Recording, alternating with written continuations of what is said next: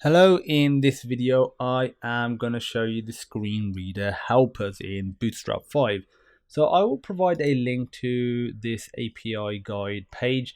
There's not much more on it really apart from some mixing stuff that you can check out than what I'm going to cover. So screen reader helpers are classes that allow you to designate certain content for screen readers for accessibility purposes. To implement them, it's really simple. So let's say if we have a header and we want this header to only be visible for screen readers. Obviously, visibility, I'm not saying necessarily being able to see it, but I'm talking about in terms of being able to, see in one context, but access it.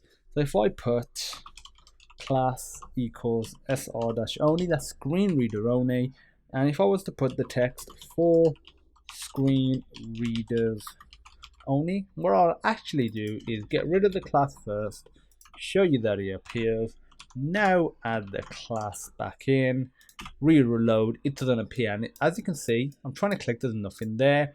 If I inspect the web page, go to here, go to body, it is right here. It's just it's only for screen readers.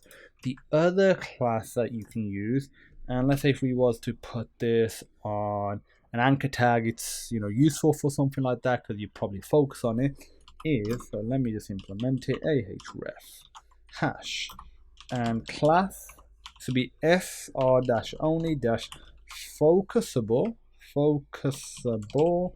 and I'll explain what this does in a second. I'm going to focus only, and what this does is kind of like the screen reader only, but it's only if you focus on it.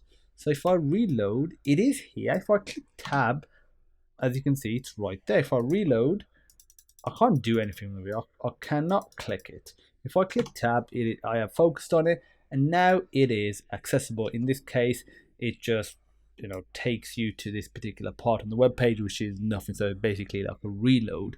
So that is it for the screen reader helpers. If you have any questions, feel free to pop me a message, and as usual, I look forward to seeing you in the next video.